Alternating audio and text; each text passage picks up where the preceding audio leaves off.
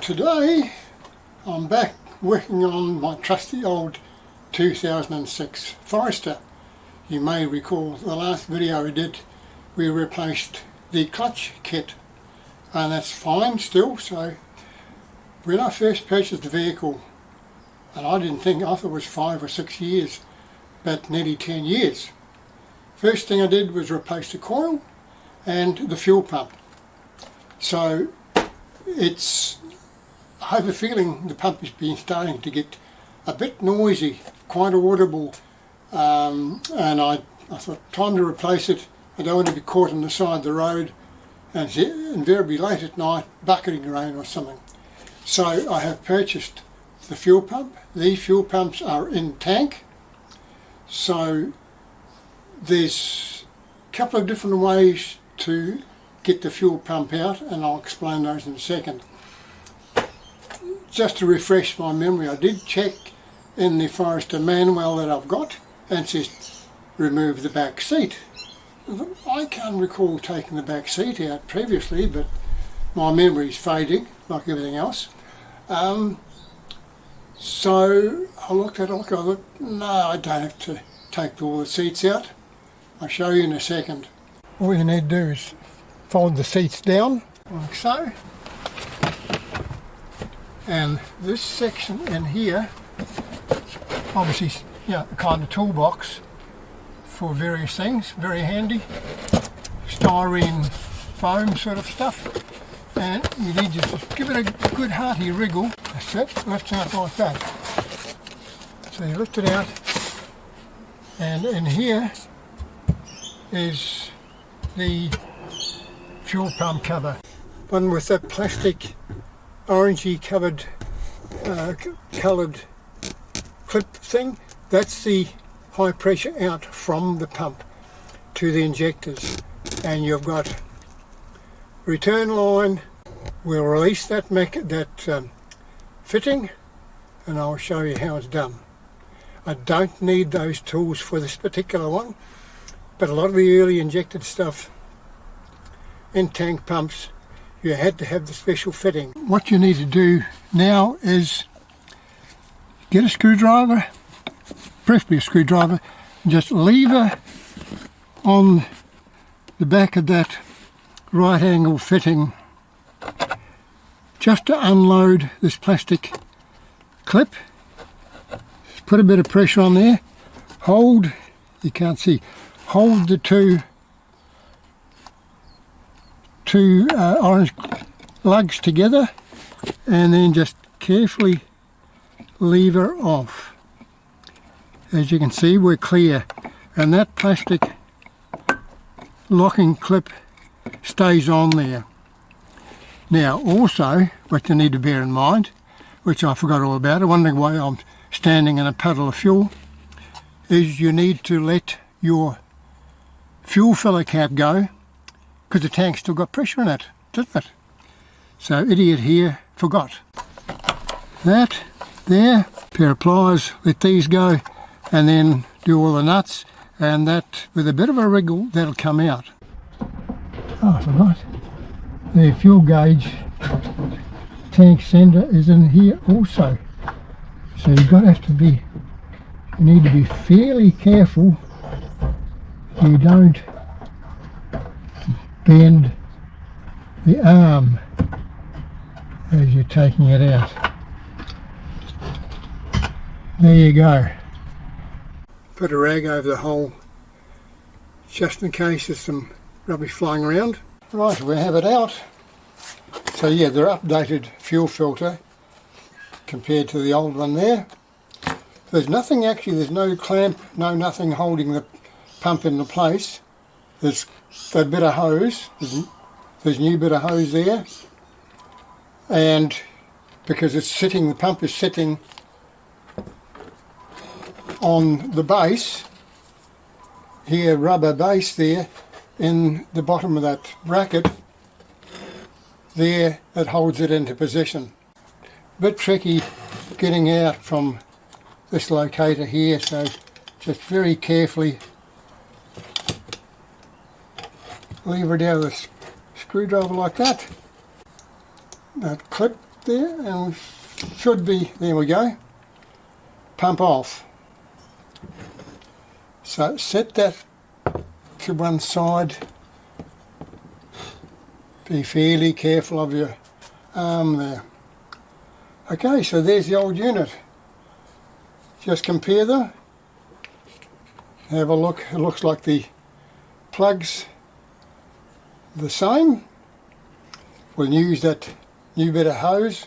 We'll cut it down, obviously it's a bit too long, and we'll just check that we don't have a issue with the plug. Make sure it fits.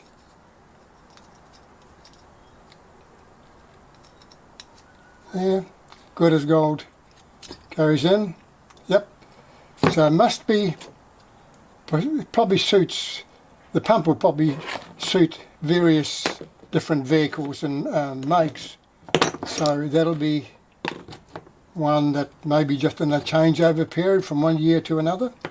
Okay, so we put this aside now, and very carefully, and up against there, that will get the one-way ticket. So now we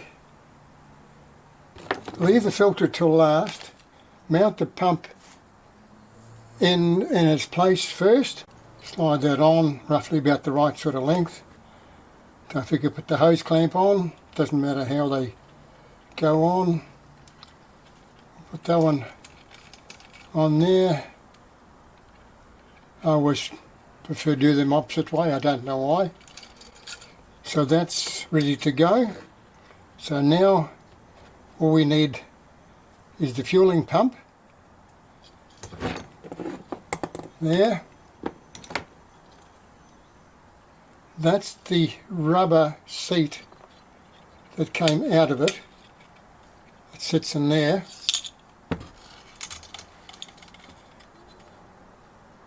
Down the bottom. There like that. And the pump sits in there. We'll do the, put the plug in. That's okay there. Now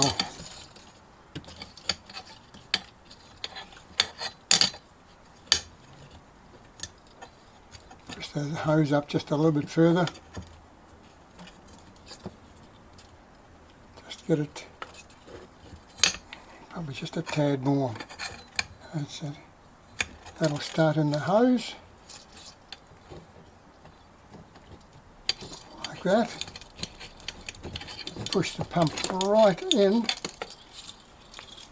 Just be careful of your arm here, otherwise you're going to have a very inaccurate fuel pump. So turn that,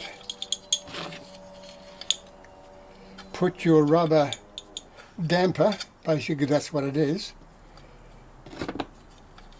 and out. Oops, put you wrong there. See that plastic lug sticking up? Well, that's there to locate the fuel filter. So remember to take your bung out of your filter, and what it does, it's got like a spring clip on there, so all you do is put it on, rest it against your gut, push that on there like that.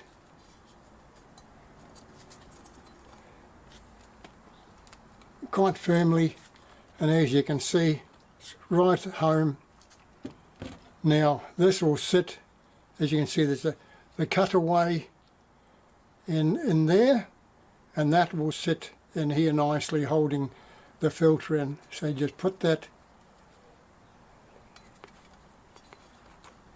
there like that, and then slide the whole shebang into position there. Make sure that rubber damper is sitting right in its place there. Just keep wriggling it on the hose until it comes right up. Do the hose clamps up. Not a 5-minute exercise, just be patient, but it'll save yourself a heap of money.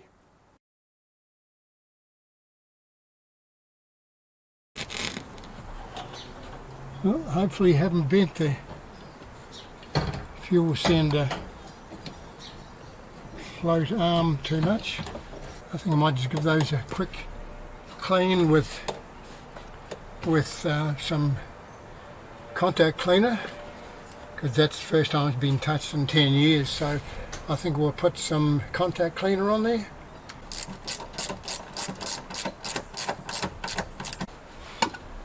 Coke hose on, as it'll go.